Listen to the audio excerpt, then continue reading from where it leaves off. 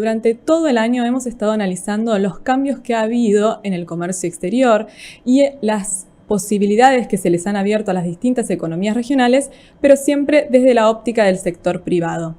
Esta vez vamos a hablar desde la óptica del sector público. ¿Con quién? Con alguien que gestiona y es parte de los cambios que se han introducido en el comercio exterior.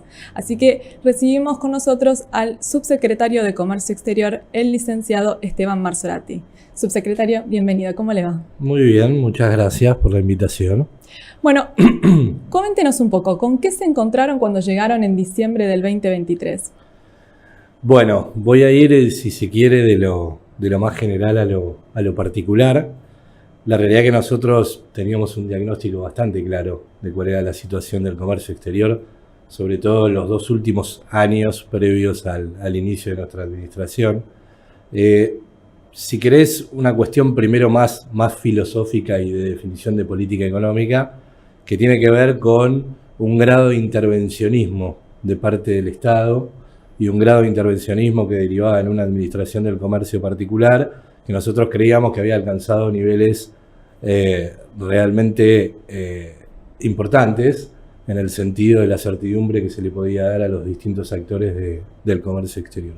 Y que lógicamente los resultados que habían ido generando no eran lo que nosotros queríamos o queremos para el comercio exterior de cara a lo que viene. Por mencionarte distintas participaciones o de alguna forma involucramiento de parte del Estado en lo que tiene que ver con el desenvolvimiento del comercio exterior en la Argentina, era un esquema de que cualquier situación que ameritaba la necesidad de hacer una operación tenía que ser autorizada de parte del Estado, lo cual era una forma ineficiente de administrarlo y una forma que cargaba a las compañías de una gran certidumbre, y acá te hablo puntualmente del esquema de licencias automáticas y no automáticas.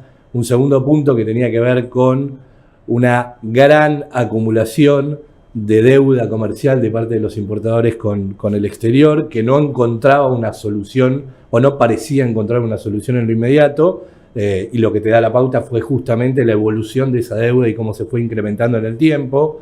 Un Estado ineficiente y lento en la resolución de un montón de trámites, una gran cantidad excesiva de trámites, no ya te hablo de cantidad, sino que tenía que ver con este grado de intervencionismo que yo te digo del Estado. Entonces, nosotros en diciembre de 2023, y para simplificártelo, si teníamos que importar un producto, teníamos que atravesar, en primer lugar, tener una capacidad económica definida por la AFIP, criterioso y arbitrario y sin claridad de cara al importador. Número 2, si sorteábamos el tema de la capacidad económica financiera, teníamos que tener una licencia aprobada, que en algún momento estaba separado entre automático y no automático, y después el 100% requería de la aprobación de parte del Estado. Si lográbamos sortear la licencia y realizar la operación de importación, desde octubre del año 2022, cuando se implementó el último sistema que estuvo vigente, que fue el sistema CIRA, teníamos que pagar al exterior. Y el pago al exterior, que en principio se estableció con un esquema, vos recordarás que era 180 días para las empresas grandes, 90 para las medianas y 60 para las chicas, en algún momento se rompió. Porque lo que empezó a pasar, y esto tiene que ver más con la economía y como consecuencia de eso lo que derivó en materia de comercio exterior, es que vos, como Estado, en el viejo modelo y obsoleto modelo de sustitución de importaciones, lo que hiciste fue sostener artificialmente una variable que era el tipo de cambio.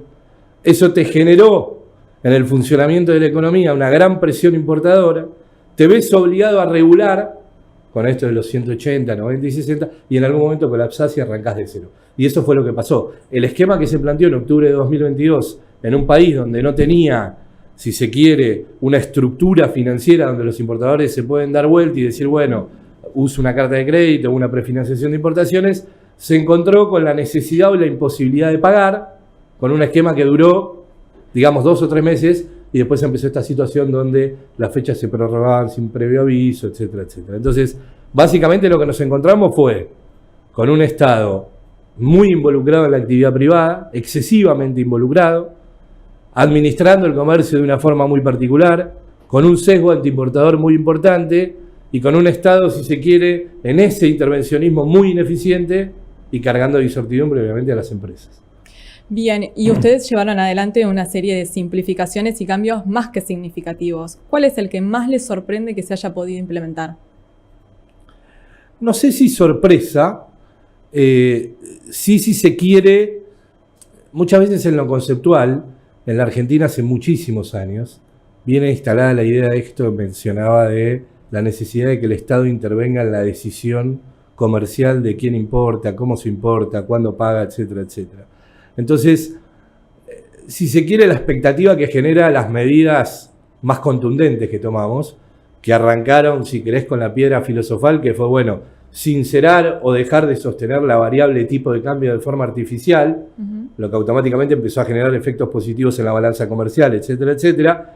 Pero lo que nos pasó fue que la primera decisión que tomamos, porque muchas de esas decisiones creímos que había que tomarlas rápidas, fue la eliminación del sistema CIRA y la eliminación de las licencias. Porque si vos te pones a pensar el último tiempo en la Argentina, la implementación de licencias automáticas y no automáticas lleva muchísimos años. Eran las licencias, anteriormente fueron las de JAI, antes de las de JAI habían tenido las licencias. Entonces, siempre está, lógicamente, ver el efecto de lo que nosotros estábamos convencidos en el acto. Y creo que eso fue, de alguna forma, en lo que tiene que ver con comercio exterior, la medida más trascendental en la vida de los agentes económicos que operan con comercio exterior. Después, lógicamente, el gran problema o el mayor problema era el pago al exterior. Y eso necesariamente lo tuvimos que ir haciendo gradual y fue avanzando y estamos en un proceso de normalización y se fueron acortando los plazos. Entonces, si se quiere, no sé si sorpresa, pero sí fue muy gratificante ver en estos primeros 10 meses de gobierno los buenos efectos que se generaron eliminando estructuras que llevaban muchos años en la Argentina, como es el caso del sistema de aprobación de licencias. Creo que las licencias datan de los 90, si sí, no me falla la correcto. memoria. O sea, estamos hablando de una medida que tiene más de 30 años. La medida en sí, el sistema en sí. Si vos querés repasar un poco la historia de la Argentina, y dependiendo la administración que lleva adelante el gobierno, la historia del intervencionismo del comercio exterior data de muchísimos más años, ¿no? Es como una historia y un loop que se repite constantemente. Por eso, para nosotros, realmente estábamos convencidos en la decisión que teníamos que tomar, a pesar de los años que llevan estas medidas vigentes en la Argentina y que a las claras está que no han dado resultados. Y hablando de los efectos positivos, ustedes han eliminado o han simplificado muchos reglamentos técnicos y a veces cuesta que el consumidor se dé cuenta cómo impacta, ¿sí?, en la vida cotidiana de la gente, que esto es acercar el comercio exterior al consumidor y que entienda cuán beneficioso es que funcione correctamente. Por ejemplo, si vamos a llevarlo, ¿qué beneficios tiene para un consumidor que se haya eliminado el último reglamento técnico, el de las bicicletas? Bueno, es una excelente pregunta y voy a aprovechar también para dar un poquito de contexto a lo que venimos haciendo en reglamentos técnicos, también para que se entienda. Porque en definitiva, todas las medidas que se han ido tomando tienen que ver con una mirada que también integra lógicamente a los consumidores y el efecto que tiene eso. Muchas veces la Argentina tiene una mirada que es valedera, pero que no invalida el resto, que es, bueno, si yo tomo una medida de estas características en materia de comercio, ¿qué efecto tengo en materia de producción y en materia de empleo? Está perfecto ese análisis, lógicamente. Ahora, durante mucho tiempo la Argentina no miraba qué efecto tenía todas las medidas que tomaba en materia del consumidor. Entonces, todo ese esquema de capas regulatorias que existían, porque lo que empezó a pasar fue que como gobierno empezaste a desnaturalizar el uso de las herramientas que son mundialmente aceptadas por la Organización Mundial de Comercio y hacia lo que estamos caminando. Entonces, ¿qué fue lo que te empezó a pasar?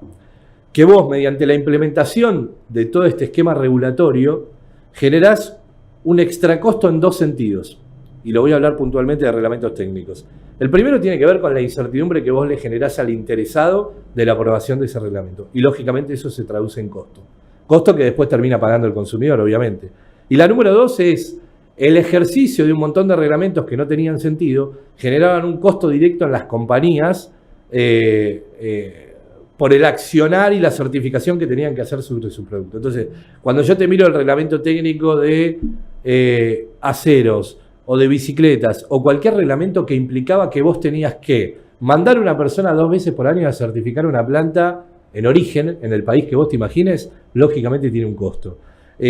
Importar una cantidad de muestras de forma reiterada y en periodos cortos de tiempo para certificarlo tiene un costo. Y ese costo, independientemente del margen que pueda o no tener el sector, se termina trasladando al consumidor. Entonces, vos tenés, si querés, dos mecanismos que te generan un extra costo al consumidor que no deberías tener porque es un control que no tiene sentido. Y en lo que tiene que ver con reglamentos técnicos, y vuelvo de vuelta a esta cuestión filosófica de plantear qué Estado queremos, y nosotros hemos sido muy claros en ese sentido, donde queremos un Estado más chico y un Estado que intervenga menos en la decisión de los negocios de las compañías o en la vida privada de la gente. Y a vos lo que te pasaba con los reglamentos técnicos es ese grado, ¿qué quiero yo que tutele el Estado? Porque en definitiva, cuando vos y mencionás el de bicicletas, digo por mencionar el de bicicletas, pero hay infinidad. Argentina fue el último y porque sí. Aparte es fácil para el consumidor asociarse con las bicicletas. Quizás Totalmente. con acero le resulta un poco más difícil. Estoy de acuerdo, pero digo, Argentina tenía un esquema cuando nosotros asumimos de 49 reglamentos técnicos. De esos 49 reglamentos técnicos, había muchos reglamentos técnicos que no habían entrado en vigencia y que se iban prorrogando. Y después sí tenías una serie de reglamentos que carecían de sentido. Y ahí, si querés, vos podés identificar 2 o 3 tipos de universos dentro de los reglamentos técnicos. Y en esto conceptual que te digo de qué quiero que tutele o no el Estado. Si vos me decís que el Estado tiene que tutelar por la seguridad, la salubridad de los usuarios, estamos todos de acuerdo. Digo, el reglamento técnico de la seguridad eléctrica, donde un producto se va a enchufar un usuario de forma doméstica, llamémoslo, que no existe un uso idóneo de la cuestión y demás, bueno, está bien que el Estado determine una serie de estándares a partir de los cuales evite que sea un riesgo para el consumidor utilizar ese producto. Mismo es el caso para juguetes, donde hay una interacción entre el juguete y un niño, donde puede contener elementos químicos, puede contener ftalato que puedan generar un daño en la salud. Está bien que el Estado tutele. Ahora, que el Estado esté tutelando en reglamentos técnicos que no hacen a la salubridad y a la seguridad, lo que te hace pensar es que en definitiva termina siendo una barrera al comercio que no tiene ningún sentido y que carga de costos al consumidor. No sé si estoy diciendo claro, porque, a ver, todo lo que implique tiempos en el comercio exterior implica un extra costo, todo lo que implique trámites en el comercio exterior son costos, y los costos se trasladan al consumidor, lamentablemente. Exactamente, y ahí, perdón que te interrumpa un puntito más relacionado a lo que tiene que ver con reglamentos técnicos, es no solo es qué controlo y qué hace sentido controlar, por eso habrás visto que hay reglamentos que se derogaron porque creíamos que no hacía sentido, hay reglamentos que se modificaron, pero también está en el cómo vos controlás. Sí, aparte hoy día hay muchas herramientas hay reglamentos que quedaron de hace muchísimos años atrás y hoy día hay herramientas que nos permiten simplificar los trámites, que permiten que se siga regulando cuestiones que tienen que ver con la seguridad o la salubridad, pero se puede hacer mucho más fácil por medios electrónicos. Absolutamente, y ahí te entro al último punto de reglamentos técnicos, que tiene que ver con la forma y el momento en el cual yo controlo. Primero yo defino qué hace sentido controlar o qué quiero tutelar. Indudablemente que estábamos tutelando mucho más de lo que queríamos. Y en segundo lugar es en qué momento yo tutelo. Porque ¿qué me termina pasando? Argentina, por varias razones, pero una de las razones principales es que no ha logrado nunca tener un esquema, si se quiere, de control, de fiscalización y sancionatorio robusto. Se ve en la obligación de todos los controles ponerlo ex ante, a diferencia de lo que pasa con las economías modernas. Las economías modernas, vos avanzás, y las economías modernas sí tienen esquemas de control. Y vos podés comerciar y no trabás el comercio y no trabás las cuestiones en aduana, etcétera, etcétera. Que obviamente todo eso, y vos lo sabés muy bien, se traslada a costos. Entonces, el gran cambio de paradigma que nosotros estamos llevando es no solo eliminar los controles que creemos que no hacen sentido, sino también que el momento de controlar sea ex post. Bueno, eso se ve claramente con la modificación del reglamento técnico de textiles y calzado. Bueno, ese es un buen ejemplo, el caso de etiquetado. Entonces, vos generabas una traba al comercio para controlar algo que podés controlar en el momento de la comercialización. Y el último punto, que no me lo quiero olvidar porque es muy importante, que también es un cambio, no sé si de paradigma, pero sí de funcionamiento de los reglamentos técnicos, tiene que ver con la aceptación de determinadas certificaciones internacionales. Que esto generaba mucho ruido también en los distintos sectores que están alcanzados por reglamentos. ¿Por qué? Porque lo que te sucede es que vos estás obligando a un importador que comercia en el mundo y en mercados sumamente exigentes y con control, volver a certificar algo que ya tiene certificado. Entonces, se está trabajando puntualmente en eso, reglamento por reglamento. Va a haber una normativa, esto ya se dijo en varias oportunidades, que va a establecer la aceptación de reglamentos técnicos, la aceptación de certificaciones internacionales para los reglamentos técnicos que lo alcancen, y que con eso el importador tenga la posibilidad de traer un producto, presentar ese certificado internacional, y que el día de mañana el Estado, quien sea, controle que efectivamente ese certificado internacional es válido, es íntegro, etcétera, etcétera. Y eso, en definitiva, se traslada ¿a qué? A que termino alcanzando el objetivo que en definitiva es facilitar el comercio sin dejar de controlar lo que hay que controlar, que eso me parece importante destacarlo. Lo llevó a la normalización. ¿Cuándo vuelve el pago anticipado? Ya volvió el pago anticipado. No, efectivamente el pago anticipado a través del MUL, como lo conoce la mayoría de los operadores, no regresó. Hay una condición que es, si sos pyme 20% y es un bien de nada capital, más. podés pagar anticipado el 20%. Por lo cual, una parte del pago anticipado volvió. Pero esto tiene que ver con creo, la prudencia que ha caracterizado este gobierno en todas las medidas que ha tomado, incluso siendo rápido y siendo contundente en las decisiones que tenía que tomar. Entonces, vos venís de un marco regulatorio muy complejo para las compañías. Las compañías no entendían cómo pagar, por qué no podían pagar, los bancos no podían interpretar la normativa, se había generado una confusión muy grande en materia regulatoria. Y si hay un objetivo que se puso el gobierno, fue justamente ir desarmando todo ese esquema regulatorio que hacía tan compleja la operatoria de comercio exterior. Entonces, la realidad es que no se quiere ir para atrás, por eso se va pisando sobre firme y se va haciendo muy prudente y se van tomando medidas que van a ir haciendo cada vez más laxo el pago al exterior. O sea, vos hoy lo que ves es, no hubo ninguna medida que haya ido en contra de la flexibilización. Pasaste de 4 cuotas, el que conocían como ahora 4, en 120 días, lo bajaste a 60 y a 30 para las pymes. Ahora 2 los suntuarios lo bajaste, volviste a restablecer el 20% anticipado para lo que son bienes de capital. Y es muy probable que todas esas medidas continúen en ese sentido hasta que en un momento logres definitivamente levantar el cepo, porque el objetivo último de todo esto es que nosotros nos corramos, nosotros como gobierno, nos corramos absolutamente de la decisión de cuánto pagan y cómo pagan. Ahora, ¿por qué todavía no sucedió? Porque a medida que fuimos teniendo el gap para hacerlo y se fueron generando las condiciones, lo primero que se hizo fue ir flexibilizando. ¿Y por qué no devolviste el pago anticipado? Bueno, porque todavía no están las condiciones dadas para el levantamiento definitivo del asunto. Bueno, para cerrar, la última pregunta. ¿Cómo ve el futuro del comercio exterior de la Argentina?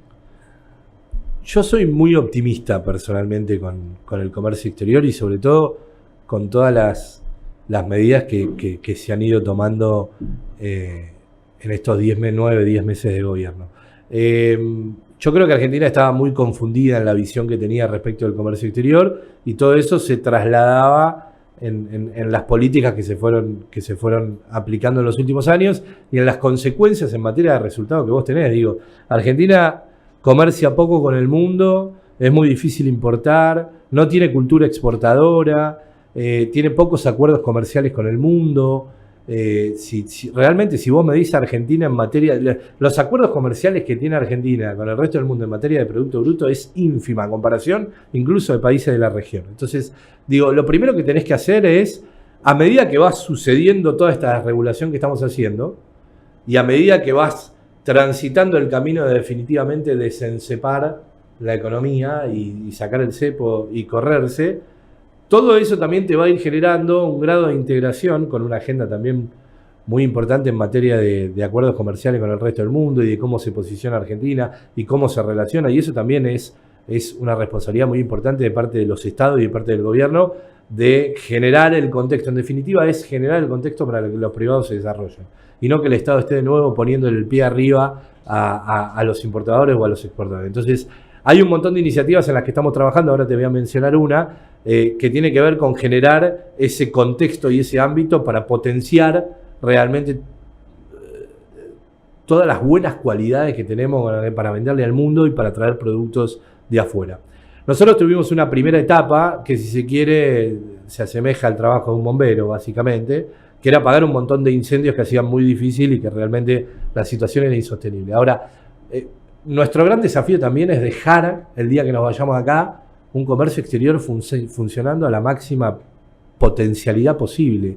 Y ahí te nombro un ejemplo que es bien gráfico, que tiene que ver con un proyecto que conocerás bien y que es muy familiar porque está implementando en distintos países del mundo, que es la ventanilla única de comercio exterior. Entonces, yo no le quito mérito al gran trabajo que hemos hecho en estos primeros 9-10 meses de desregular, de eliminar licencias, de eliminar el CEF, de eliminar un montón de trámites, de mejorar los regímenes para que se vuelvan a usar, de potenciarlos como repuesto, como 256, como lo que fuere. Pero también lo que queremos es dejar un valor agregado en materia de cómo va a funcionar el comercio exterior. Y el comercio exterior va a funcionar con una ventanilla única, donde vos digitalizás todos los procesos, los hacés más rápido, los hacés menos costosos, los hacés menos burocráticos, los hacés menos dependientes de un funcionario de turno, y al mismo tiempo celebrando y relacionándote con el mundo y abrir mercados. Entonces, de vuelta, soy súper optimista con el comercio exterior en la Argentina, si esto es sostenible en el tiempo, que es el desafío y lo que nos hemos propuesto.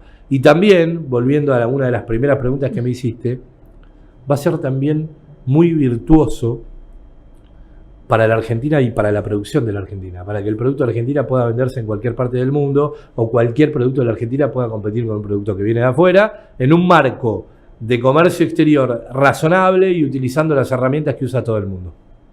Bueno, muy claro. La verdad que le agradecemos mucho que haya venido, que haya explicado la versión desde el sector público, porque siempre hablamos con el sector privado y el sector privado da su visión y es bueno ver la visión del sector público y de todos los cambios que se fueron implementando, que son muchos y habría mucho para hablar, pero no nos da el tiempo. Tendríamos que estar toda la tarde charlando sobre los cambios. Así que le agradezco nuevamente que haya participado de COMEX Plus. Bueno, muchísimas gracias.